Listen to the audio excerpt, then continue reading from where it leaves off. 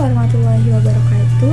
Halo teman-teman, pada video kali ini kita akan bahas tentang salah satu khalifah yang paling berpengaruh dalam sejarah Islam, yaitu Utsman bin Affan radhiyallahu anhu. Utsman bin Affan radhiyallahu anhu lahir 5 tahun setelah tahun gajah. Beliau berasal dari kabilah Bani Umayyah, yaitu salah satu kabilah Quraisy yang dihormati karena kekayaannya. Utsman bin Affan sudah memulai usaha dagangnya sejak ia masih usia remaja. Beliau juga berkenalan dengan Abu Bakar As-Siddiq radhiyallahu anhu yang merupakan salah satu teman dagangnya. Nah, lewat Abu Bakar As-Siddiq inilah Utsman bin Affan memeluk agama Islam. Di mata Rasulullah SAW, Utsman bin Affan memiliki kedudukan yang mulia karena kemuliaan budi pekertinya. Sebagai tanda rasa kepercayaan dan kehormatannya, Nabi Muhammad SAW menikahkan Utsman dengan putrinya yaitu Ruqayyah. Setelah Ruqayyah wafat, Utsman dinikahkan dengan Ummu Kulsum yang merupakan salah satu putri Rasulullah SAW juga. Nah, karena pernikahannya dengan dua putri Nabi Muhammad SAW inilah yang menyebabkan Utsman bin Affan mendapat julukan Dzunurain, yang artinya pemilik dua cahaya. Utsman bin Affan radhiyallahu anhu juga dikenal sebagai seseorang yang sangat dermawan. Beliau menyumbangkan 940 ekor unta, 60 ekor kuda, dan 10.000 dinar untuk membiayai pasukan Usra dalam perang Tabuk. Setelah Umar bin Khattab radhiyallahu anhu wafat, Majelis Syura yang sebelumnya telah dibentuk oleh beliau mulai memilih khalifah yang baru.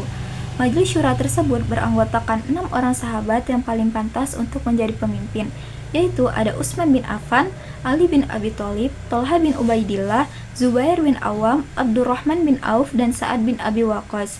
Majelis Syura tersebut diketuai oleh Abdurrahman bin Auf. Setelah musyawarah, akhirnya mayoritas suara memilih Utsman bin Affan radhiyallahu anhu untuk menjadi khalifah pengganti Umar bin Khattab radhiyallahu anhu. Utsman bin Affan dilantik menjadi khalifah pada hari ketiga setelah wafatnya Umar bin Khattab radhiyallahu anhu. Saat terpilih menjadi pemimpin, Utsman bin Affan telah berusia 70 tahun. Selama masa pemerintahannya, Utsman bin Affan radhiyallahu anhu telah menerapkan beberapa kebijakan dan strategi untuk kemajuan Islam. Mari kita simak beberapa di antaranya. Pertama, menyempurnakan kodifikasi mushaf Al-Quran dan menyatukan perbedaan dalam pelafalan bacaan Al-Quran. Utsman bin Affan radhiyallahu anhu membentuk tim untuk menyusun dan menulis kembali naskah Al-Quran yang tersimpan di rumah Hafsah ke dalam bentuk buku yang sempurna seperti yang diajarkan oleh Rasulullah SAW. Tim ini terdiri dari Zaid bin Sabit sebagai ketuanya, Abdurrahman bin Harith, Sa'ad bin As, dan Abdullah bin Zubair. Tim ini diberi tugas untuk menyalin kembali naskah yang asli dengan dialek Quraisy dan menyeragamkan susunan surah-surah. Tim ini juga diberi tugas untuk menggandakan salinan tersebut menjadi 7 buah. Salinan kumpulan Al-Quran disebut dengan mushaf. Satu mushaf disimpan di Madinah disebut dengan nama Mushaf Al-Imamah, sedangkan mushaf yang lainnya disebut dengan Mushaf Utsmani. 2. Renovasi Masjid Nabawi. Utsman bin Affan radhiyallahu anhu juga memperluas serta memperindah bentuk dan corak Masjid Nabawi. Nah, yang ketiga, pembentukan angkatan laut. Utsman bin Affan radhiyallahu anhu membentuk angkatan laut yang bertujuan untuk melindungi wilayah Afrika, Siprus, hingga Konstantinopel yang banyak diliputi oleh lautan. Perluasan wilayah dakwah Islam.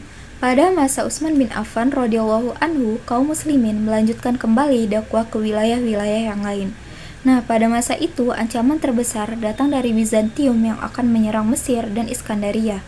Karena ancaman tersebut, Utsman bin Affan radhiyallahu anhu memerintahkan kepada Muawiyah bin Abu Sufyan untuk membentuk angkatan laut. Dengan adanya angkatan laut inilah, kaum muslimin berhasil memperluas wilayah dakwah Islam. Banyak rakyat yang tidak puas atas kebijakan-kebijakan Khalifah Utsman bin Affan radhiyallahu anhu sehingga mulai terjadi pemberontakan di berbagai wilayah. Para pemberontak menuntut agar Khalifah Utsman bin Affan mengundurkan diri dan para pejabat yang tidak kompeten diberhentikan. Akan tetapi, Khalifah Utsman bin Affan tidak memenuhi keinginan para pemberontak tersebut. Pada akhir masa kepemimpinan Khalifah Utsman bin Affan radhiyallahu anhu, terjadi fitnah besar di kalangan kaum muslimin.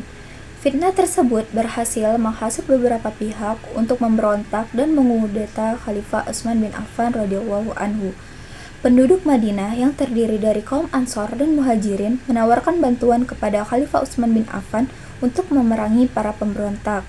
Tetapi Utsman bin Affan menolak dengan tegas sebab beliau tidak ingin ada pertumpahan darah di antara kaum muslimin. Para pemberontak berhasil mengepung rumah Utsman bin Affan hingga 40 hari. Pada saat itu hanya ada Utsman bin Affan beserta keluarganya. Para sahabat dan kaum muslimin telah pulang ke rumah masing-masing atas perintah Utsman bin Affan radhiyallahu anhu. Pada saat Utsman bin Affan radhiyallahu anhu sedang membaca Al-Quran, para pemberontak berhasil masuk ke rumahnya dan menzalimi Utsman bin Affan radhiyallahu anhu. Peristiwa ini berlangsung pada tanggal 18 Zulhijjah tahun 35 Hijriah. Utsman bin Affan meninggal dunia pada usia 82 tahun. Demikianlah akhir hayat Utsman bin Affan radhiyallahu anhu. Terima Telah kasih menonton video tentang kehidupan dan kepemimpinan Utsman bin Affan radhiyallahu anhu. Semoga kita dapat mengambil pelajaran dari kehidupan beliau dan lebih baik dalam menjalankan agama Islam. Terima kasih. Wassalamualaikum warahmatullahi wabarakatuh.